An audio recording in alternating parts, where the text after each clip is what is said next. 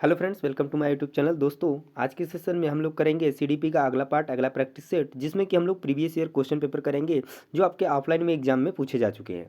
तो चलिए दोस्तों, वीडियो को शुरू करते हैं। और जो लोग भी चैनल पर नए होंगे, पहली बार विजिट किए होंगे, चैनल को सब्सक्राइब कर लेंगे, क्योंकि पूरा वीडियो देखने के बाद आपको लगेगा कि हाँ, आपके लिए जो चीज़ें हैं वो महत्वपूर्ण हैं। तो दोस्तों, फटाफट से वीडियोस को जो है कि अगर पसंद आती है, अगर आप पूरा वीडियो पहले एक बार कंप्लीटली देखिए, उसके बाद आपको लगेगा कि हाँ, कुछ चीज़ें जो है कि आपके लिए बहुत ही यूजफुल हुई हैं। और दोस्तों, वीडियो पसंद आए तो लाइक शेयर कर दीजिएगा। तो चलिए दोस्तों, आज का पहला क्वेश्चन करना शुरू करते हैं। तो ये रहा आपका पहला पार्ट। ठीक है, जैसा कि आप जानते हैं कि पहला पार्ट जो है कि आपका सीडीपी का आता है, तो वहीं से हम लोग सीडीपी का पार्ट जो है पूरे के पूरे 30 क्वेश्चंस करने वाले हैं आज के सेशन में।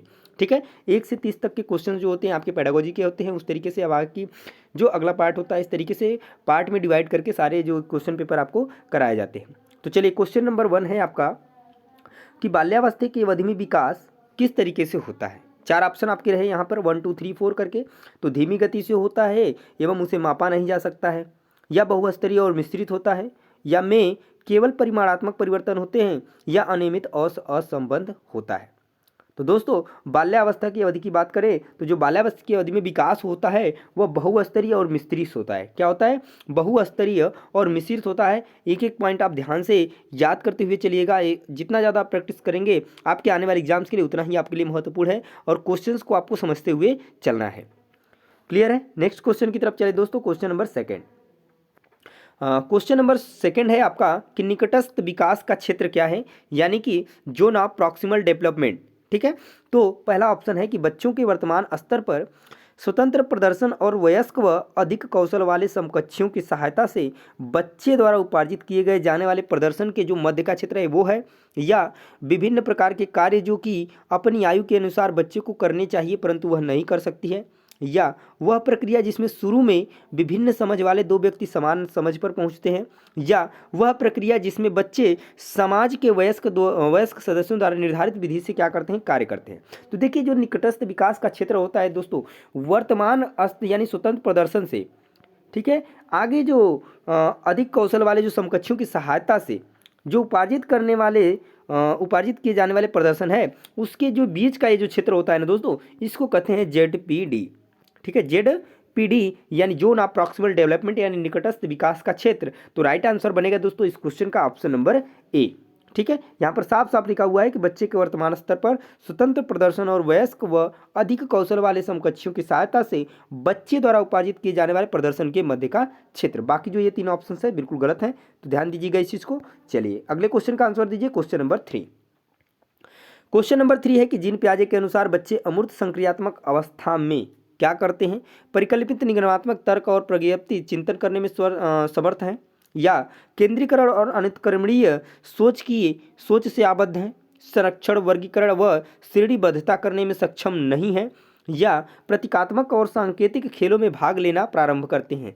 तो जीन पियाजे के अनुसार अगर हम बात करें, जो अमूर्त संक्रियात्मक अवस्था में बच्चे परिकल्पित निगमनात्मक तर्क और प्रतिज्ञप्ति चिंतन करने में क्या होते हैं, समर्थ होते हैं। तो राइट आंसर बनेगा दोस्तों ऑप्शन नंबर 1। चलिए, नेक्स्ट क्वेश्चन देखिए। Question number 4। क्वेश्चन नंबर 4 है आपका कि लॉरेंस कोहलबर्ग की नैतिक विकास के सिद्धांत के अनुसार व्यक्ति किस अवस्था में है जब वह यह विश्वास करता है कि वर्तमान सामाजिक प्रणाली को सक्रियतापूर्वक बनाए रखने से धनात्मक मानवीय संबंध और सामाजिक वर्ग क्या रहता है, सुरक्षित रहता है। तो दंड और आज्ञा पालन अभिविन्यास, सामाजिक क्रम व्यवस्था अभिविन्यास, यंत्रीय उद्देश्य अभिविन्यास, या सार्वभौमिक नैतिक सिद्धांत अभिमान। तो इस क्वेश्चन का राइट आंसर बनेगा आपका ऑप्शन नंबर 2, सामाजिक क्रम व्यवस्था अभिविन्यास।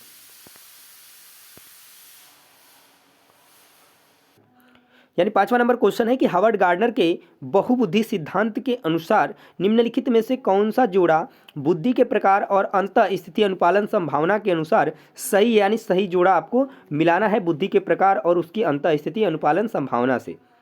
तो स्थानिक बुद्धि में मनोवैज्ञानिक दिया है, अंतराव्यक्ति विक्रेता दिया है, भाषिक का मूर्तिकार दिया है, और शारीरिक गति संवेदना का खिलाड़ी दिया है। तो जैसा कि अगर हम समझ पाएँ कि बुद्धि के प्रकार में कौन जो है कि सही मिलान है, तो राइट आंसर बनेगा आपका ऑप्शन नंबर 4, शारीरिक गति संवेदना यानी खिलाड़ी से।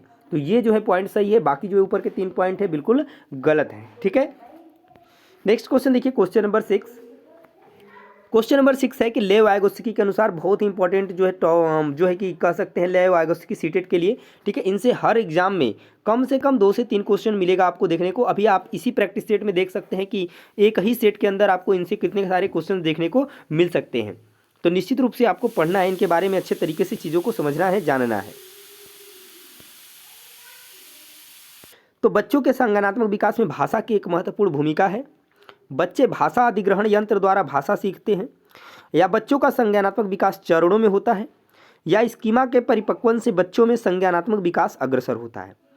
अगर हम बात करते हैं लेव वाइगोत्स्की की, तो आप इनसे 3 चीज़ें याद रखेंगे। SCL सोशल, कल्चर, लैंग्वेज की बात होती है। सोशल समाज की, कल्चर संस्कृति की, और लैंग्वेज भाषा की। और भाषा से रिलेटेड इसमें चारों ऑप्शंस में से कौन सा है दोस्तों? तो ऑप्शन नंबर 1 है कि बच्चों के संज्ञानात्मक विकास में भाषा की एक महत्वपूर्ण भूमिका हुई है। किसके अनुसार? तो लेव वाइगोत्स्की के अनुसार। तो राइट आंसर बनेगा दोस्तों ऑप्शन नंबर 1। क्लियर है? अगले क्वेश्चन की तरफ चलते हैं, क्वेश्चन नंबर 7। चलिए क्वेश्चन नंबर 7 का आंसर दीजिए। तो क्वेश्चन नंबर 7 है कि एक प्रगतिशील कक्षा में शिक्षण अधिगम प्रक्रिया के दौरान अधिगमकर्ताओं का मूल्यांकन बच्चों के अधिगम में सहायक नहीं है, बच्चों की अधिगम प्रक्रिया में रुकावट उत्पन्न करता है, या अभिभावकों को प्रतिपुष्टि देने के प्रयोजन से बेहद सफल, कम सफल और व असफल विद्यार्थियों को पहचानने में सहायक होता है, या बेहद महत्वपूर्ण है क्योंकि यह बच्चों की समझ की जानकारी देता है और अध्यापिका को अपने शिक्षा स्तर पर विचारने में सहायक होता है। तो देखिए, जो मूल्यांकन होता है अधिगम प्रक्रिया के दौरान, तो वो क्या बच्चों के अधिगम में सहायक नहीं होगा? बिल्कुल बात गलत है, बिल्कुल सहायक होगा। अधिगम प्रक्रिया में रुकावट उत्पन्न करता है, तो बिल्कुल नहीं करता है, ये बात गलत है। और बेहद कम, सफल, असफल विद्यार्थियों को हमको वर्गीकृत करना ही नहीं है, तो ये भी चीज़ें गलत हो जाएंगी। तो राइट आंसर बनेगा आपका ऑप्शन नंबर 4 कि बेहद महत्वपूर्ण है क्योंकि ये बच्चों की क्या करता है, समझ की जानकारी देता है, और उसी अनुसार अध्यापक जो है अपने शिक्षा शास्त्र में क्या कर सकता है, विचार करके जो भी चीज़ें गलतियाँ हैं वहाँ पर क्या करता है, उसको सुधार करता है और उसको बदल करके उसको जो है आगे लेकर के चलता है। आगे देखिए अगला क्वेश्चन, क्वेश्चन नंबर 8, ठीक है। चलिए क्वेश्चन नंबर 8 देखिए। क्वेश्चन नंबर 8 क्या है, थोड़ा सा साइज आपका बड़ा कर लेते हैं ताकि आपको अच्छे तरीके से क्लियर दिखे, आपको कोई परेशानी नहीं हो, ठीक है। चलिए क्वेश्चन नंबर 8 है दोस्तों कि कक्षा में सभी लिंगों में जेंडर रूढ़िवादिता कम करने और विकास के विस्तार की संभावना को बढ़ाने के लिए प्रभावशाली पद्धति कौन सी है? तो क्या लिंगों के जैविक अंतरों की उपेक्षा करना और उन्हें अस्वीकार करना, या समाज में चित्रित लिंग भूमिकाओं को प्रबल करना, या एक ही लिंग के योग्यता समूह बनाना, या क्रियाकलाप के लिए मिश्रित लिंग समूह बनाना और विचार विमर्श को प्रोत्साहित करना। यहाँ पर बात किया गया है कि विकास के विस्तार की संभावनाओं को क्या करना है, प्रभावशाली पद्धति कौन सी है रूढ़िवादिता को कम करने के लिए? किसके? जेंडर रूढ़िवादिता को। तो देखिए, लोगों में जैविक अंतरों की उपेक्षा करना और उन्हें अस्वीकार करना, ये तो बिल्कुल गलत होगा, ठीक है, क्योंकि आप उन्हें अस्वीकार नहीं कर सकते हैं जो लिंगों के जैविक अंतर हैं, ठीक है। उसके बाद बात करते हैं कि समाज में चित्रित लिंग भूमिकाओं को हम प्रबल करेंगे तो इससे कम नहीं होगा और बढ़ेगा। एक ही लिंग के योग्यता समूह अगर बनाएंगे तो इससे भी क्या होगा कि जेंडर रूढ़िवादिता और प्रबल होगी, ठीक है, न ही घटेगी। जबकि अगर हम क्रियाकलाप के लिए मिश्रित लिंग समूह क्या करें, बनाएं, यानी एक पुरुष लिंग, स्त्रीलिंग, सभी दोनों को शामिल करें, ठीक है, और विचार विमर्श को क्या करें, प्रोत्साहित करें, तो यहाँ इस वजह से ये जो पद्धति है, इस तरीके से हम जेंडर रूढ़िवादिता को क्या कर सकते हैं, कम कर सकते हैं, ठीक है। तो राइट आंसर बनेगा आपका ऑप्शन नंबर 4। चलिए क्वेश्चन नंबर 9 देखिए। क्वेश्चन नंबर 9 है कि अध्यापकों को कक्षा में बहुभाषीयता को समझना चाहिए। क्या समझना चाहिए? एक गुण और साधन, एक रुकावट, एक समस्या, या एक व्यवस्थागत मुद्दा। देखिए, एक व्यवस्थागत मुद्दा नहीं है, बहुभाषीयता है, तो यह एक गुण एक साधन के रूप में होगा, ना ही समस्या होगी ना ही रुकावट होगा, यह एक गुण होगा, एक साधन के रूप में होगा। तो बिल्कुल जो है राइट आंसर बनेगा आपका ऑप्शन नंबर 1। नेक्स्ट क्वेश्चन है क्वेश्चन नंबर 10। क्वेश्चन नंबर 10 है कि बाल केंद्रित कक्षा वह है जिसमें अध्यापक केवल पाठ्यपुस्तक को ज्ञान के स्रोत के लिए उपयोग करता है। बिल्कुल बात गलत है। अगर अध्यापक केवल पाठ्यपुस्तक को ज्ञान के स्रोत के रूप में उपयोग करेगा तो बाल केंद्रित कक्षा हो ही नहीं सकती है। अध्यापक बच्चों की उनकी क्षमता के आधार पर वर्गीकृत करता है। वर्गीकृत एक निगेटिव पॉइंट है, ध्यान दीजिएगा, निगेटिव वर्ड है, तो ये भी गलत हो जाएगा। उसके बाद बच्चों के व्यवहार को निर्देशित करने के लिए अध्यापक पुरस्कार और दंड का प्रयोग करता है, तो पुरस्कार और दंड दोनों ही जो शब्द है बिल्कुल निगेटिव है, तो ये भी कट जाएगा। और चौथा ऑप्शन है कि अध्यापक लचीला है और प्रत्येक बच्चे की व्यक्तिगत आवश्यकताओं को पूरा करता है, तो बिल्कुल पॉइंट सही है। बाल केंद्रित कक्षा वह है जिसमें अध्यापक लचीला है और प्रत्येक बच्चे की व्यक्तिगत आवश्यकताओं को पूरा करता है। ठीक है, नेक्स्ट पॉइंट पे चलते हैं। नेक्स्ट क्वेश्चन, अगला question, question number 11। 11 number question है कि किस मनोवैज्ञानिक के अनुसार बच्चों के संज्ञानात्मक विकास में सांस्कृतिक उपकरण एक महत्वपूर्ण भूमिका निभाते हैं। जैसा कि अभी मैंने पिछले क्वेश्चंस में आपको बताया है कि आपको अगर लेव वाइगोत्स्की से रिलेटेड अगर कोई भी क्वेश्चंस आता है तो आपको 3 चीज़ें याद रखनी हमेशा। एक बात करते हैं सोशल, कल्चर, लैंग्वेज की, ठीक है। तो यहाँ पर देखिए अगर कल्चर की बात करें तो कल्चर के बारे में पूछा है कि सांस्कृतिक उपकरण एक महत्वपूर्ण भूमिका निभाते हैं किस मनोवैज्ञानिक के अनुसार। तो सिंपल सा आंसर है, राइट आंसर होगा ऑप्शन नंबर 1 लेव वाइगोत्स्की, ठीक है। चलिए नेक्स्ट पॉइंट पे चलते हैं। अगला क्वेश्चन, क्वेश्चन नंबर 12 कि आंशिक दृष्टि वाले विद्यार्थियों के लिए निम्नलिखित में से कौन सी अधिगम सामग्री उपयुक्त नहीं है। निगेटिव क्वेश्चन है, ध्यान दीजिएगा। तो आंशिक दृष्टि वाले बच्चे यानी जिनको कम दिखाई देता है, तो बड़े आकार में मुद्रित पुस्तकें ये तो बिल्कुल अधिगम सामग्री के रूप में उपयुक्त होगा। त्रिविमीय नक्शे और चार्ट यानी 3D नक्शे और चार्ट जो है बिल्कुल जो है अधिगम सामग्री के रूप में उपयुक्त होंगे। बोलती पुस्तकें, स्पर्शीय सूचना पट ये भी बिल्कुल होगा।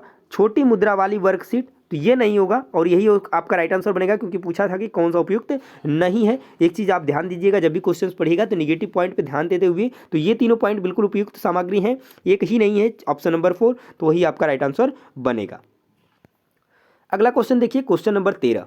क्वेश्चन नंबर 13 है कि समावेशी शिक्षा के पीछे अंतर्हित विचार हैं। तो बच्चों की योग्यता, उनकी योग्यता के आधार पर पृथक करना और व्यावसायिक प्रशिक्षण का प्रबंध करना, क्या समावेशी शिक्षा का यह अंतर्निहित विचार है? तो बिल्कुल गलत है, पृथक करना ही नहीं है। समावेशी शिक्षा का मतलब है सबका साथ सबका विकास, सबको एक साथ लेकर के चलना है। बच्चों की अक्षमताओं के आधार पर उनकी सीमाओं की पहचान करने के लिए उन्हें नामांकित करना, यहाँ पर भी पहचान करेंगे, अगर नामांकित करेंगे तो बिल्कुल अलग कर देंगे, तो राइट आंसर नहीं होगा। अलग अलग अक्षमताओं वाले बच्चों के लिए विशिष्ट शैक्षिक संस्थानों का प्रावधान करना, तो बिल्कुल गलत होगा ये भी, क्योंकि अगर आप उनके लिए विशिष्ट शैक्षिक संस्थान बना रहे हैं तो उनको आप सभी लोगों से क्या कर रहे हैं, अलग कर रहे हैं जो नियमित विद्यालय हैं। चौथा क्वेश्चन है कि दार्शनिकता की सभी बच्चों को नियमित विद्यालय में समान शिक्षा का पाने का अधिकार है, तो बिल्कुल पॉइंट सही होगा। सबका समान जो है शिक्षा पाने का अधिकार किसके अनुसार आता है? तो समावेशी शिक्षा के अंतर्गत आता है, तो राइट आंसर बनेगा दोस्तों ऑप्शन नंबर 4। अगला क्वेश्चन है क्वेश्चन नंबर 14। 14 नंबर क्वेश्चन है कि प्रतिभाशाली और सृजनात्मक बच्चों की आवश्यकताओं को किस प्रकार संबोधित किया जा सकता है? 14 नंबर क्वेश्चन है कि प्रतिभाशाली और सृजनात्मक बच्चों की आवश्यकताओं को किस प्रकार संबोधित किया जा सकता है? पहला है चुनौतीपूर्ण कार्य और निरस्ता दूर करने के लिए क्रियाकलाप देकर, या वे प्रश्न देकर जिनमें अभिमुखी चिंतन की आवश्यकता है, या प्रश्न हल करने के लिए विशिष्ट निर्देश उपलब्ध कराकर, या रटने पर आधारित परीक्षा देकर। देखिए रटना एक शब्द जो है निगेटिव है, ठीक है, और प्रश्न हल करने के विशिष्ट निर्देश उपलब्ध कराकर आप जो है कि प्रतिभाशाली और सृजनात्मक बच्चों की आवश्यकताओं को नहीं संबोधित कर सकते हैं। और वे प्रश्न देकर जिनमें अभिमुखी चिंतन की आवश्यकता हो, तो ये भी नहीं होगा। तो राइट आंसर बनेगा आपका ऑप्शन नंबर 1 कि चुनौतीपूर्ण कार्य और निरस्ता दूर करने के लिए क्या देकर, क्रियाकलाप देकर जो है कि क्या कर सकते हैं आप, इनको संबोधित किया जा सकता है। पॉइंट की तरफ चलते हैं, अगले पॉइंट की तरफ। अगला क्वेश्चन, क्वेश्चन नंबर 15 है कि पठन वैफल्य बच्चों की पहचान किस प्रकार की जा सकती है? क्या उनके सामाजिक और सांस्कृतिक संदर्भ को जानकर, कि वो किस समाज से हैं, किस संस्कृति से हैं, ऐसा है गए? तो बिल्कुल नहीं जान सकते हैं। पूर्ण शारीरिक स्वास्थ्य परीक्षण द्वारा क्या हम पठन वैफल्य को समझ पाएंगे? तो बिल्कुल नहीं समझ पाएंगे। उसके बाद उनके पढ़ने और लिखने की कौशलता के विश्लेषण से, तो ये पॉइंट बन सकता है। उसके बाद बात करते हैं उनकी जटिल व उच्च स्तरीय समस्याओं को हल करने की क्षमता का आकलन करके, तो बिल्कुल नहीं होगा। तो राइट आंसर बनेगा आपका ऑप्शन नंबर 3 कि उनके पढ़ने और लिखने की कौशलता के विश्लेषण से पठन वैफल्य बच्चों की पहचान की जा सकती है, तो राइट आंसर बनेगा दोस्तों ऑप्शन नंबर 3। चलिए अगला क्वेश्चन देखिए, क्वेश्चन नंबर 16। क्वेश्चन नंबर 16 है कि प्रतिकूल परिस्थितियों और वंचित पृष्ठभूमि वाले जो अधिगमकर्ताओं को संबोधित करने के लिए निम्नलिखित में से कौन सी पद्धति प्रभावशाली नहीं है? ध्यान दीजिएगा, क्वेश्चन निगेटिव है।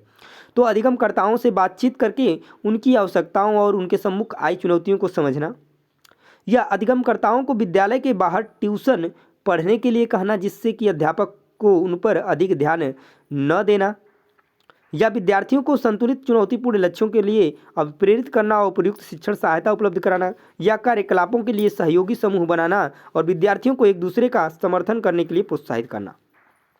ध्यान दीजिएगा क्वेश्चन को, क्वेश्चन पूछा गया है कि कौन सा नहीं है, निगेटिव क्वेश्चन पूछा गया है। तो अगर हम देखते हैं तो पहला पॉइंट, तीसरा पॉइंट और चौथा पॉइंट बिल्कुल जो है कि प्रभावशाली पद्धति है, पर दूसरा जो पॉइंट है कि अधिगमकर्ताओं को विद्यालय के बाहर ट्यूशन पढ़ने के लिए कहना और जिससे कि अध्यापक को उन पर अधिक ध्यान न देना पड़े, ये जो है प्रभावशाली पद्धति नहीं है। तो राइट आंसर बनेगा आपका ऑप्शन नंबर सेकेंड। चलिए अगला क्वेश्चन देखिए, क्वेश्चन नंबर 17।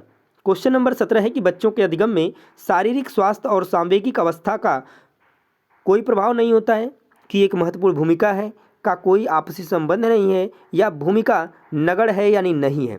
तो देखिए अगर बच्चों के अधिगम में हम बात करें तो शारीरिक स्वास्थ्य और सांवेगिक अवस्था का एक महत्वपूर्ण भूमिका होती है। तो राइट आंसर बनेगा आपका ऑप्शन नंबर सेकेंड, क्योंकि कहते हैं कि स्वस्थ शरीर में ही स्वस्थ जो दिमाग होता है, स्वस्थ शरीर में ही क्या होता है कि आप अच्छे तरीके से जो है अधिगम कर सकते हैं। अगर आपका माइंड जो है कि आपका हेल्थ जो है कि सही है, तभी आप चीज़ों को क्या कर पाएंगे, समझ पाएंगे, पढ़ पाएंगे। तो वही चीज़ें हैं यहाँ पर कि अगर आपका शरीर जो है कि स्वस्थ है, तभी जो है कि क्या कर पाएंगे आप, या अधिगम में जो है कि आपको हेल्प मिलेगी। ठीक है, तो आगे देखिए अगला question, question number 18 number question, कूट वाला क्वेश्चन है। ध्यान से क्वेश्चन को पढ़िएगा और आंसर दीजिएगा।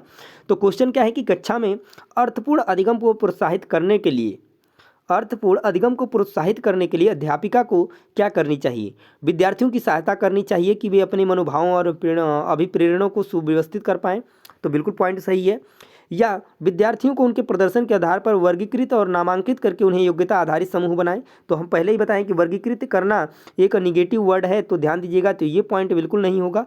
उसके बाद बात दिया है कि विद्यार्थियों में संवाद और परिचर्चा को प्रोत्साहित करना जिससे वे बहुपरिप्रेक्ष्य करने में सशक्त हों। तो बिल्कुल पॉइंट बिल्कुल सही होगा। और उसके बाद दिया है कि कक्षा में विविधता की उपेक्षा करके शिक्षण की मानक विधि को अपनाना। तो ये पॉइंट नहीं होगा, क्योंकि मानक जो वर्ड है, मानक विधि, ये जो है आपका निगेटिव वर्ड है। तो आपका पहला और तीसरा ऑप्शन बिल्कुल सही है। तो राइट आंसर बनेगा आपका ऑप्शन नंबर एक ही सही हो जाएगा, जिसमें फर्स्ट और 3 दिया हुआ है। ठीक है, नेक्स्ट क्वेश्चन की तरफ चलते हैं, क्वेश्चन नंबर 19। क्वेश्चन नंबर 19 है दोस्तों कि अधिगम एक डैश और डैश प्रक्रिया है। तो अधिगम एक जटिल और सक्रिय प्रक्रिया है, सरल और रैखिक प्रक्रिया है, सरल और व्यक्तिगत प्रक्रिया है, या जटिल और निष्क्रिय प्रक्रिया है। तो देखिए जटिल तो है पर निष्क्रिय नहीं है, ठीक है, और सरल तो है ही नहीं, तो ये दोनों ऑप्शंस कट गए। तो अधिगम एक जटिल और सक्रिय प्रक्रिया है। तो राइट आंसर बनेगा दोस्तों ऑप्शन नंबर 1। अगला जो क्वेश्चन है, क्वेश्चन नंबर 20 देखिए कि अपनी कक्षा में अर्थपूर्ण अधिगम को सुसाध्य बनाने के लिए अध्यापिका को अपनी कक्षा में सामाजिक, सांस्कृतिक, धार्मिक, भाषी विविधता को क्या करना चाहिए?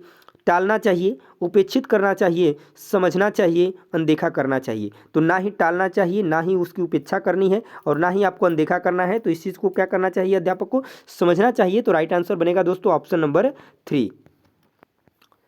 अगला क्वेश्चन देखिए, क्वेश्चन नंबर 21। क्वेश्चन नंबर 21 है कि कक्षा में प्रभावशाली अधिगम के लिए डैश वातावरण की रचना करनी चाहिए बजाय वातावरण की। तो किस तरीके की जो है कि अधिगम के लिए जो है वातावरण होना चाहिए? तो सहयोगी होना चाहिए, और किसके बजाय? तो प्रतिस्पर्धी के। तो राइट आंसर बनेगा दोस्तों ऑप्शन नंबर 1। बाकी कोई पॉइंट जो है पहले ही प्रतिस्पर्धी नहीं होना चाहिए, भयावह भी नहीं होना चाहिए, और इसमें जो है कि ये पॉइंट भी नहीं होगा। तो तीनों ऑप्शन कट गए, तो आपके पास एक ही ऑप्शन बचता है, option number first. Next question देखिए, क्वेश्चन नंबर 22। निम्नलिखित में से कौन सा उदाहरण विद्यार्थियों को अधिगम के लिए अभिप्रेरित करने के लिए प्रभावशाली पद्धति है? तो पाठ उपलब्ध कराना, विशेषकर जब कोई नया कौशल सीख रहे हों, या सीखने से ज़्यादा पूर्ण करने पर बल देना, या वे कार्य जो बहुत ही सरल हो, या प्रतियोगिताओं के लिए बहुत से अवसर उत्पन्न कराना। तो देखिए यहाँ पर हम बात करें कि प्रतियोगिता जो है एक निगेटिव वर्ड है, तो ये चीज़ जो है गलत हो जाएगा। हालांकि अवसर इसमें पॉजिटिव वर्ड है, पर प्रतियोगिता के लिए अवसर देना है, तो ये जो है आपका गलत हो जाएगा। और जो कार्य बहुत सरल हो उनको देने से जो है कि आप प्रभावशाली पद्धति नहीं है, ये चीज़ अभिप्रेरित नहीं कर सकते हैं।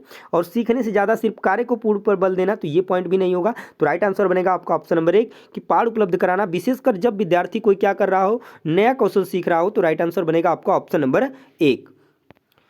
चलिए अगला क्वेश्चन देखिए, क्वेश्चन नंबर 23। क्वेश्चन नंबर 23 है कि बच्चों के चिंतन के विषय में निम्नलिखित में कौन सा कथन सही नहीं है? ध्यान दीजिएगा, क्वेश्चन निगेटिव है। तो बच्चे अपने आसपास की विविध घटनाओं के बारे में स्वयं और अपने सिद्धांतों की रचना करते हैं। बिल्कुल पॉइंट सही है। बच्चे को नन्हा वैज्ञानिक जीन पियाजे साहब ने कहा है, तो अपने सिद्धांतों की रचना स्वयं करते हैं, ये बात बिल्कुल सही है। बच्चे प्रत्ययों को स्वयं सोच नहीं सकते और अध्यापक की मूल भूमिका उन्हें जानकारी उपलब्ध कराना है। क्या ऐसा है? तो ये बात भी देखिए, ये बात गलत है, क्योंकि यहाँ पर दिया है कि बच्चे जो है प्रत्ययों को स्वयं सोच नहीं सकते, और पहले में दिया है कि स्वयं अपने सिद्धांतों की रचना करते हैं। दोनों जो है कि बिल्कुल अपोजिट पॉइंट है। तो पहला अगर सही हुआ है तो दूसरा निश्चित रूप से गलत होगा। उसके बाद बात करते हैं कि बच्चे अपने आसपास की विविध घटनाओं के बारे में सक्रियतापूर्वक सोचते हैं और उनमें अन्वेषण यानी कि छानबीन की लालसा होती है। तो ये पॉइंट भी बिल्कुल सही है। और बात करते हैं कि बच्चे अपने आसपास की वस्तुओं को जानने के लिए जन्मजात जिज्ञासु होते हैं। तो ये पॉइंट भी बिल्कुल सही है। तो राइट आंसर बनेगा आपका ऑप्शन नंबर सेकंड, क्योंकि पूछा गया था कौन सा कथन सही नहीं है, तो दूसरा कथन आपका सही नहीं है। इस वजह से इस क्वेश्चन का राइट आंसर बनेगा ऑप्शन नंबर सेकंड। अगला क्वेश्चन देखिए, क्वेश्चन नंबर 24 नंबर क्वेश्चन है कि बच्चों का विद्यालय में असफल होना क्या बताता है या किस तरीके से जो है कि प्रदर्शित होता है। तो प्रस्तावित करता है कि वंचित पृष्ठभूमि वाले बच्चों में अधिगम का सामर्थ्य नहीं होता है। ये तो बात बिल्कुल गलत है, ठीक है, ये जो है नहीं होगा। निर्दिष्ट करता है कि विद्यालय इन बच्चों की आवश्यकताओं की रुचियों की पूर्ति करने में समर्थ नहीं है। यह साबित करता है कि इन बच्चों में आनुवंशिक पैदाइशी कमियां हैं और उन्हें विद्यालय से निकाल देना चाहिए। तो ये पॉइंट बिल्कुल गलत है। ये जो है बच्चों का विद्यालय में असफल होना नहीं दर्शाता है, और ना ही सूचित करता है कि अभिभावकों ने अपने बच्चों के अधिगम में सहायता करने का सामर्थ्य नहीं है। तो ये पॉइंट भी बिल्कुल गलत है, यानी चौथा और पहला। और बात करते हैं कि ये तीसरा पॉइंट गलत है। तो राइट आंसर बनेगा आपका ऑप्शन नंबर सेकंड, कि निर्दिष्ट करता है कि विद्यालय इन बच्चों की आवश्यकताओं और रुचियों की पूर्ति करने में क्या है, समर्थ नहीं है। तो बच्चे जो है क्या होते हैं, विद्यालय में असफल हो जाते हैं। तो राइट आंसर बनेगा दोस्तों ऑप्शन नंबर सेकंड।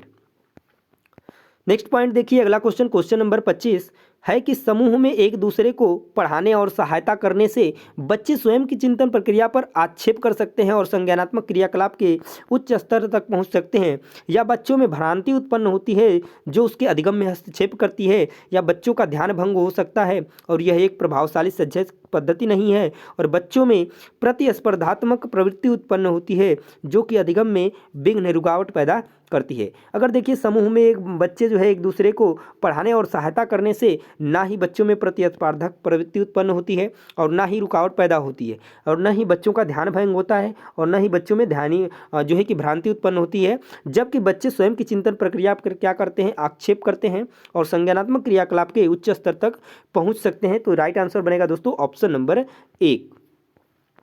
अगला क्वेश्चन देखिए, क्वेश्चन नंबर 26। क्वेश्चन नंबर 26 है एक डैश कक्षा में अध्यापिका अपने शिक्षा शास्त्र व आकलन की विधियों को विद्यार्थियों की व्यक्तिगत जरूरतों के अनुसार जो है प्रवर्तित करती है, तो वह कैसी कक्षा होगी। तो बिल्कुल बात सही है, वह एक प्रगतिशील कक्षा होगी। तो राइट आंसर बनेगा दोस्तों option number second. Next question देखिए, क्वेश्चन नंबर 27 नंबर क्वेश्चन है कि विकास के विषय में निम्नलिखित में से कौन सा कथन सही है। तो बच्चों के विकास में बहुत सी सांस्कृतिक विविधताएं होती हैं। संसार में सभी बच्चों का विकास एक ही क्रम में और सुनिश्चित समय से होता है, या विकास सुरुचिपूर्ण सुव्यवस्थित समूह की अवस्थाओं में पूर्व निश्चित आनुवंशिक घटकों के कारण होता है, या विकास एक सरल और दिशीय प्रक्रिया है। तो ये पॉइंट बिल्कुल गलत है, ये भी गलत है और ये भी गलत है। तो राइट आंसर एक ही है आपका ऑप्शन नंबर फर्स्ट, कि बच्चों के विकास में बहुत सी क्या होती हैं, सांस्कृतिक विविधताएं होती हैं। पॉइंट बिल्कुल सही है, ठीक है। अगला क्वेश्चन देखिए दोस्तों, क्वेश्चन नंबर 28 नंबर क्वेश्चन है कि निम्नलिखित में से मध्य बाल्यावस्था की अवधि का मुख्य प्रमाण चिन्ह कौन सा है। प्रतीकात्मक खेल का उभरना, तर्कसंगत विचारों का विकास जो कि प्राकृतिक रूप से मूर्त है, या पेशे कौशल और समग्र शारीरिक विकास का समग्र शारीरिक वृद्धि का तेजी से विकास, या वैज्ञानिक तर्क और अमूर्त रूप से सोचने की क्षमता का विकास। अगर हम बात करें कि वैज्ञानिक तर्क और अमूर्त रूप से सोचने की क्षमता, तो ये आपकी सबसे लास्ट आती है, ठीक है, अमूर्त संक्रियात्मक अवस्था में आती है। बात करते हैं अगर तर्क संगत विचारों का विकास जो कि प्राकृतिक रूप से क्या है, मूर्त है, और पेशी कौशल और समग्र शारीरिक का तेजी से विकास, तो ये आपका जो है कि नेक्स्ट में आ जाता है बाल्यावस्था में, ठीक है, उत्तर बाल्यावस्था में। उसके बाद प्रतीकात्मक खेल का उभरना, तो यहाँ पे राइट आंसर आपका एक बनेगा ऑप्शन नंबर सेकंड, बाल्यावस्था में, क्योंकि यहाँ पर दिया है प्राकृतिक रूप से मूर्त है तर्क संगत विचारों का विकास जो कि प्राकृतिक रूप से जो है कि मूर्त है। तो पॉइंट आपका सही होगा आपका सेकंड, ठीक है। तो राइट आंसर बनेगा ऑप्शन नंबर सेकंड इस क्वेश्चन का। अगला क्वेश्चन देखिए, क्वेश्चन नंबर 29 कि बच्चों के सामाजिकरण में विद्यालय की भूमिका नहीं है, विद्यालय की बहुत कम भूमिका है। प्राथमिक कारक है, द्वितीयक कारक है। तो देखिए बच्चों के समाजीकरण में अगर विद्यालय की बात करें तो यह एक द्वितीयक कारक के रूप में है। अगर प्राथमिक कारक आपसे पूछता है तो उसमें आपका परिवार आएगा, ठीक है, और द्वितीयक कारक आपका विद्यालय और पास पड़ोस आते हैं। तो यहाँ पर विद्यालय के बारे में पूछा है तो राइट आंसर आपका बनेगा ऑप्शन नंबर 4। चलिए दोस्तों, आज के सेशन का ये लास्ट क्वेश्चन। तो वीडियो आपको कैसे लगी है कमेंट में जरूर बताइएगा। क्वेश्चंस आपको अच्छे तरीके से क्लियरली समझ में आए हैं कि नहीं, और इसी तरीके के और भी इंपॉर्टेंट वीडियोस देखने के लिए और practice set daily by daily करने के लिए चैनल को सब्सक्राइब करना और बेल आइकन को प्रेस करना नहीं भूलिएगा। तो चलिए दोस्तों, अगले क्वेश्चन का आंसर दीजिए, क्वेश्चन नंबर 30 का। क्वेश्चन नंबर 30 है कि निम्नलिखित में से किस मनोवैज्ञानिक ने प्रस्तावित किया कि बच्चों का चिंतन गुणात्मक रूप से वयस्कों की अपेक्षा क्या होता है, अलग होता है? जीन पियाजे, Lev Vygotsky, Howard Gardner, Lawrence Kohlberg. तो देखिए अगर हम बात करें कि जिस वैज्ञानिक ने प्रस्तावित किया था कि बच्चों का जो चिंतन होता है गुणात्मक रूप से वयस्कों से भिन्न होता है, तो वो थे कोई नहीं, जीन पियाजे साहब। तो राइट आंसर बनेगा आपका ऑप्शन नंबर 1। दोस्तों आज के सेशन यहीं पे कंप्लीट होता है। पूरे के पूरे हम लोगों ने 30 क्वेश्चन जो है आज के सेशन में कंप्लीट किए। तो एक बार फिर से आपको कहना चाहूँगा कि वीडियो अगर आपको पसंद आई है तो दोस्तों प्लीज़ दोस्तों के साथ लाइक शेयर करें और चैनल को भी सब्सक्राइब कर लें। और आगे यदि ऐसा इस तरीके का प्रैक्टिस सेट देखना चाहते हैं तो दोस्तों मिलते हैं नेक्स्ट वीडियो में नेक्स्ट प्रैक्टिस सेट के साथ। तब तक के लिए जय हिंद।